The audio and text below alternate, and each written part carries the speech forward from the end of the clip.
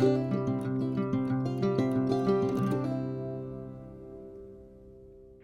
हमें behaviour of a dielectric in electric field करना है, तो हेडिंग दीजिएगा behaviour of a dielectric in electric field. Important है, इसके रिजल्ट तो काफी important. Behaviour of dielectric in electric field.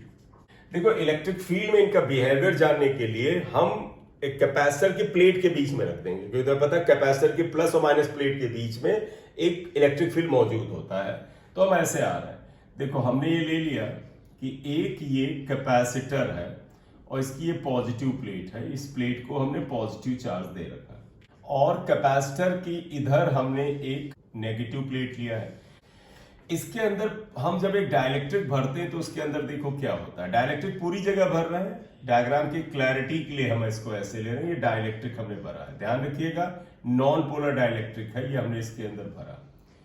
तो ध्यान रखिएगा, तो पता है एक कैपेसिटर की पहली प्लेट पे चार्ज प्लस क्यू है, दूसरी पे माइनस क्यू है, सरफेस एरिया ए होता है, सेपरेशन वगैरह की हम बात कर लेंगे, ठीक है।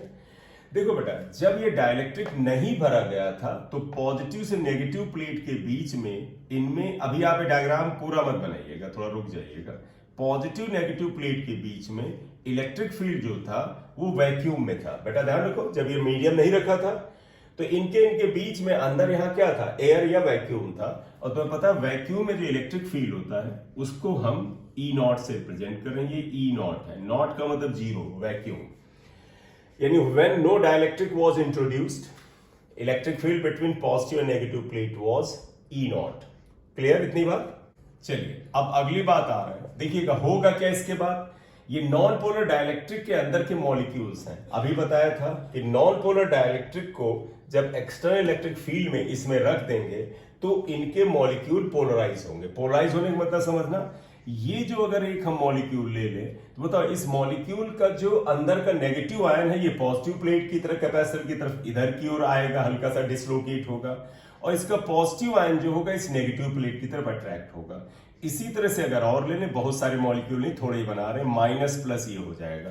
तो ध्यान रखना, जब ये इलेक्ट्रिक फील्ड नहीं था तो इन दोनों का पॉजिटिव नेगेटिव एक ही जगह कोइंसाइड कर रहा था, यानी सेंटर ऑफ मास सेम था। लेकिन जब इलेक्ट्रिक फील्ड में रखेंगे, नेगेटिव इधर की ओर और पॉजिटिव इधर की ओर डिसलोकेट होगा।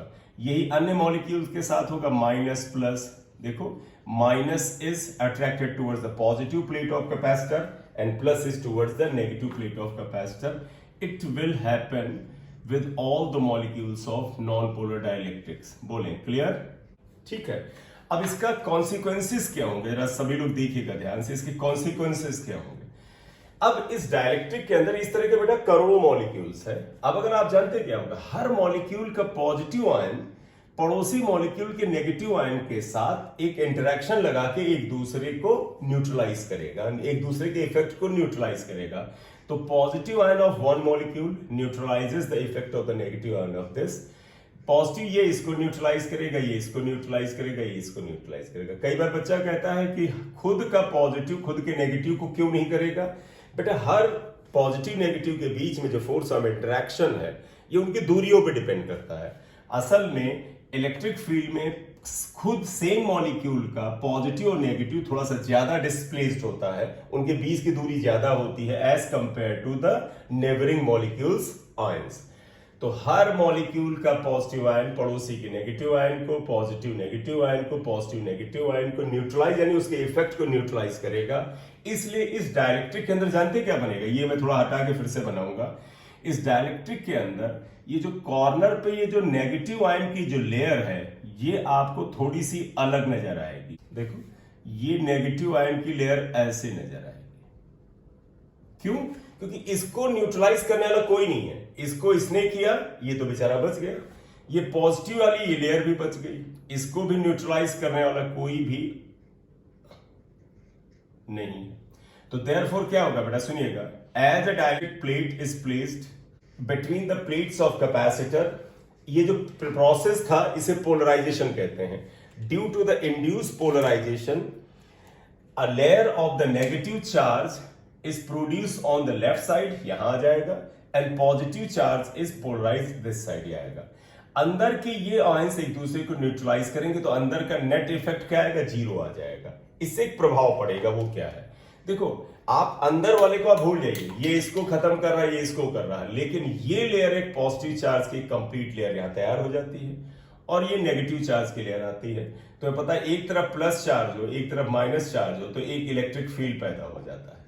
इसलिए बेटा इस डाइलेक्ट्रिक के अंदर बेटा इस पॉजिटिव लेयर और इस नेगेटिव लेयर की वजह से एक अपोजिट डायरेक्शन में एक इलेक्ट्रिक फील्ड आ जाता है, इसे EI लिखते हैं, इंड्यूस इलेक्ट्रिक फील्ड पैदा हो जाता है। इंपॉर्टेंट बात ध्यान देना बेटा, कैपेसिटर की ये जो पॉजिटिव प्लेट थी और नेगेटिव प्लेट, इसका खुद का ओरिजिनल इलेक्ट्रिक फील्ड E0 तो दाहिनी तरफ था, जिसे मैंने नीचे लिखा था, फिर से बना रहा हूं।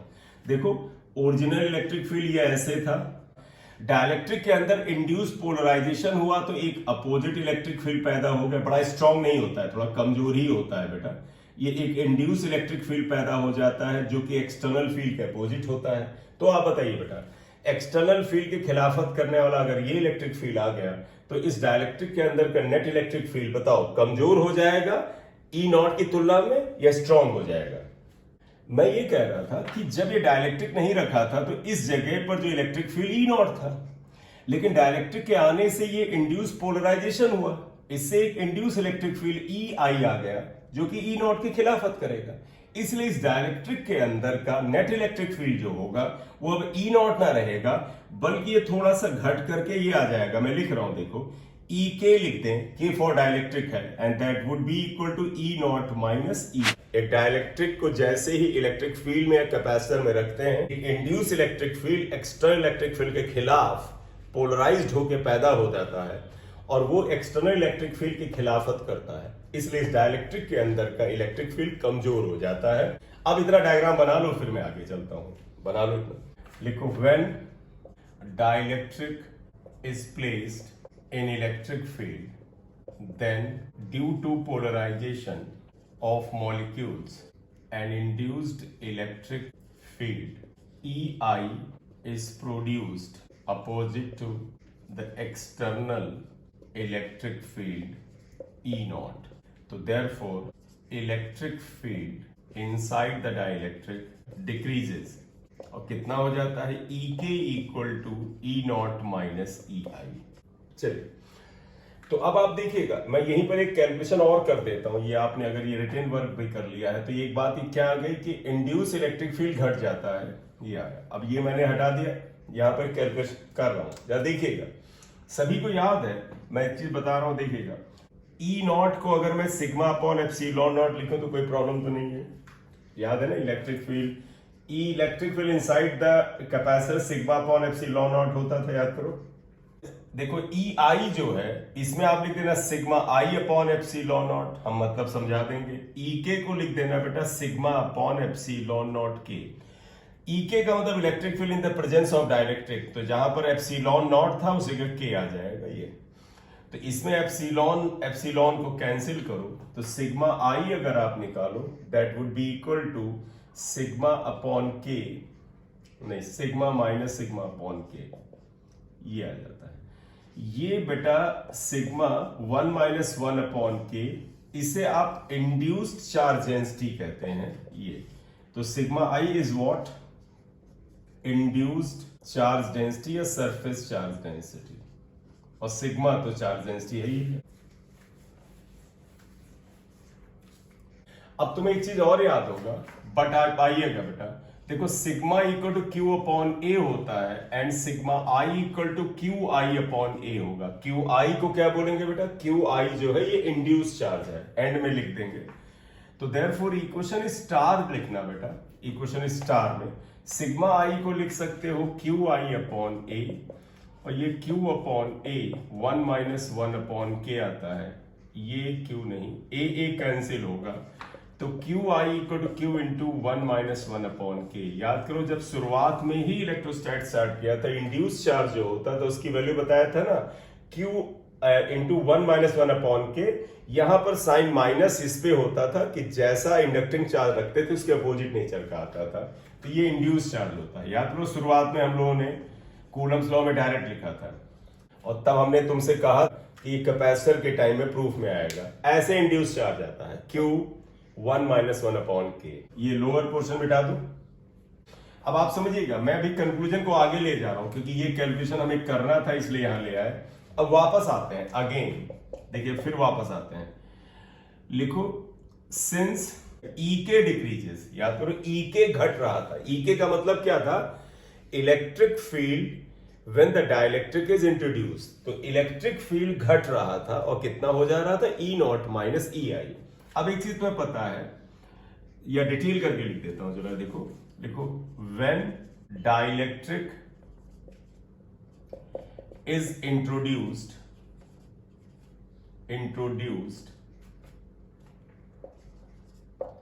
then इलेक्ट्रिक फील्ड डिक्रीजेस, घटता है, यानी ई के जो था दैट इज ई के डिक्रीजेस। ये रेपिटेशन है, ये प्रूफ से पहले का।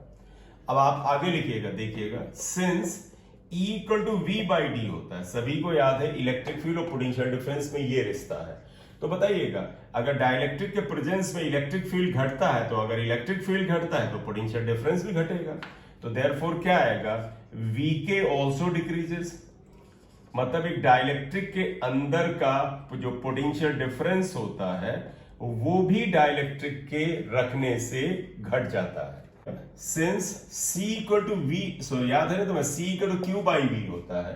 तो आप बात समझिए, मैं ये स्टैब्लिश करना चाहता हूं कि ये कैपेसिटर था, इसका एयर में कुछ कैपेसिटेंस था, जब डाइलेक्ट्रिक को रखा गया तो V घट गया। देखो V के घट गया, V घटता है, और अगर V घटता है तो C बढ़ता है। तो क्योंकि since C equal to Q by V होता है, तो आप लिखोगे देयरफॉर C इंक्रीजेस। और कब की बात कर रहे हैं बेटा? इंक्रीजेस कब? When dielectric is introduced. तो हम लोग पढ़ते हैं ना, एक कैपेसिटर के अंदर डाइलेक्ट्रिक भरते हैं तो कैपेसिटेंस बढ़ता है। क्यों? क्योंकि इलेक्ट्रिक फील्ड घटता है, पोटेंशियल घटता है, इसलिए कैपेसिटेंस बढ़ता है। मिटा दूं? चलिए अब देखो फार्मूला क्या बनता है, जरा ध्यान दीजिएगा। देखो हम ऐसे कर, ई नॉट अपॉन ई के, यानी ई नॉट क्या है बेटा? Electric field in the absence of dielectric, E K in the presence of dielectric will be equal to V naught upon V K. तुमको कहोगे ऐसा क्यों? क्योंकि ई और वी डायरेक्ट रिश्ता है, लेकिन V और C में इनवर्स का रिश्ता है। के ऊपर चला जाएगा, C naught would be equal to के आएगा। तो गौर से देखो, यहां तो 3 या 4 फार्मूले एक साथ आपको मिल जाते हैं। ये क्या? देयरफॉर आप लिख सकते हो E नॉट अपॉन E के इक्वल टू के होता है। इसका मतलब क्या हुआ? डाइलेक्ट्रिक को रखने पर इलेक्ट्रिक फील्ड, देखो एयर की तुलना में 1 अपॉन के टाइम्स घट जाता है। V नॉट अपॉन वी के इक्वल टू के होता है, यानी कि डाइलेक्ट्रिक के प्रेजेंस में पोटेंशियल जो होता है 1 अपॉन के टाइम्स तक घट जाता है, लेकिन कैपेसिटेंस के टाइम्स बढ़ जाता है। C K upon C naught equal to K means capacitance in the presence of dielectric is what बेटा? K times of C not हो जाता है। बोलिए क्लियर? इसी जगह पर लिखिएगा डाइलेक्ट्रिक ब्रेकडाउन। देखो तुम्हें याद होगा कैपेसिटर की ये प्लेट है और ये प्लेट है। आमतौर पे कैपेसिटर के बारे में जब बोला जाता है तो ऐसा करा जाता है, क्या? कैपेसिटर को आपने चार्ज किया और बैटरी को रिमूव कर दिया, है ना? जैसे कैपेसिटर पे चार्ज दिया, बैटरी को हटा दिया होगा। लेकिन अगर आप यकीन करो कि इस कैपेसिटर के साथ अगर आपने बैटरी कनेक्टेड रखा, मान लो बैटरी केप्ट कनेक्टेड, बैटरी आपने कनेक्ट रखा, डाइलेक्ट्रिक को एक ऐसे इलेक्ट्रिक फील्ड में रखा गया है जिसको कि हम लगातार बढ़ा सकते हैं। तो आप देखिए, अगर इस डाइलेक्ट्रिक के बीच की, यानी डाइलेक्ट्रिक को जिस जगह पर रखा गया है, इसके अंदर का इलेक्ट्रिक फील्ड सेल की मदद से अगर बढ़ाते रहा जाए, तो बेटा देखो इसके अंदर के ये जो मॉलिक्यूल थे, इनके बीच में जो स्ट्रेचिंग फोर्स था वो बढ़ेगा। क्यों बढ़ेगा समझिएगा बेटा, अगर यहां पर इलेक्ट्रिक फील्ड बढ़ेगा तो इस प्लस का इसकी तरफ खिंचाव, माइनस का इसकी तरफ खिंचाव बढ़ेगा बढ़ेगा बढ़ेगा। एक हद ऐसी आएगी कि इनके इनके बीच का जो स्ट्रेचिंग फोर्स है इतना ज्यादा बढ़ जाएगा कि अगर आपने एक्सटर्नल इलेक्ट्रिक फील्ड को रोका नहीं, बढ़ाना रोका नहीं, बढ़ाते गए, तो हो सकता है ये डाइलेक्ट्रिक के जो मॉलिक्यूल्स हैं इनके अंदर के आयंस टूट जाएं और जब आयंस टूट जाएंगे तो फिर वो तो कंडक्शन में पार्टिसिपेट करने लगेंगे। तो इसका मतलब तब ये डाइलेक्ट्रिक जो होगा कंडक्टर की तरह काम करने लगेगा। इसे डाइलेक्ट्रिक ब्रेकडाउन कहते हैं। ठीक है, तो हम क्या करने जा रहे हैं बेटा? हम ये करने जा रहे हैं कि इन डाइलेक्ट्रिक की प्लेट के या सॉरी कैपेसिटर की प्लेट या डाइलेक्ट्रिक जहां रखा गया वहां पर इलेक्ट्रिक फील्ड को लगातार बढ़ाते जाएं, तो इनके मॉलिक्यूल्स के अंदर आयंस के बीच में स्ट्रेचिंग फोर्स बढ़ता जाएगा और फाइनली वो टूट जाएंगे। और टूट जाएंगे तो फिर ये डाइलेक्ट्रिक एक कंडक्टर की तरह काम करने लगेगा और इसे हम डाइलेक्ट्रिक ब्रेकडाउन कहते हैं। तो लिखो, if a very high electric field is created, इसी डाइलेक्ट्रिक ब्रेकडाउन में लिखिएगा बेटा, if a very high electric field is created in a dielectric, then stretching force between ions of the molecules of dielectric increases. Then outer electrons may be detached from the atom and dielectric behaves like a conductor. It is called dielectric breakdown. इसे dielectric breakdown कहते हैं। चलिए अब इसी का बेटा समझिएगा, dielectric breakdown से मिलता जुलता एक टर्म है, इसे डाइलेक्ट्रिक स्ट्रेंथ कहते हैं। Dielectric strength. देखो बेटा, इस डाइलेक्ट्रिक को जब पॉजिटिव नेगेटिव आयंस के यानी कैपेसिटर की पॉजिटिव नेगेटिव प्लेट के बीच में रखा तो कुछ इलेक्ट्रिक फील्ड था। उस इलेक्ट्रिक फील्ड की वजह से इनमें एक पोलराइजेशन आया, पॉजिटिव नेगेटिव की तरफ गया और ये नेगेटिव इस पॉजिटिव की तरफ गया। अब तुम इमेजिन करो कि सर इनके बीच का इलेक्ट्रिक फील्ड बढ़ाते हैं तो इन पॉजिटिव नेगेटिव के बीच का स्ट्रेचिंग फोर्स बढ़ेगा, इलेक्ट्रिक फील्ड और बढ़ाते हैं स्ट्रेचिंग फोर्स और बढ़ेगा, इलेक्ट्रिक फील्ड और बढ़ाते हैं स्ट्रेचिंग फोर्स और बढ़ेगा, और जब इलेक्ट्रिक फील्ड और बढ़ाएंगे तो ये मॉलिक्यूल्स के ये जो आयंस हैं कहेंगे बस रुक जाओ नहीं तो हम टूट जाएंगे।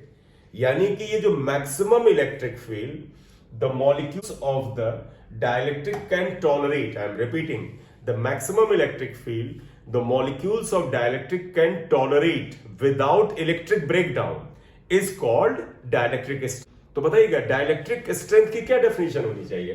It is the maximum external field a dielectric can tolerate without electric breakdown. बोले क्लियर? बोले भाई? तो लिखो, maximum external electric field dielectric can tolerate without electric breakdown is called dielectric strength। तो इसका मतलब आप खुद बताइएगा डाइलेक्ट्रिक स्ट्रेंथ है क्या? मैक्सिमम इलेक्ट्रिक फील्ड, यानी कि डाइलेक्ट्रिक स्ट्रेंथ का यूनिट क्या हुआ? वही जो इलेक्ट्रिक फील्ड का होता है। तो बताइएगा unit of dielectric strength naturally same as that of the unit of electric field. Electric field का यूनिट क्या था? या तो न्यूटन पर कूलम था या बेटा आप बताओ बेटा वोल्ट पर मीटर था। बोले क्लियर?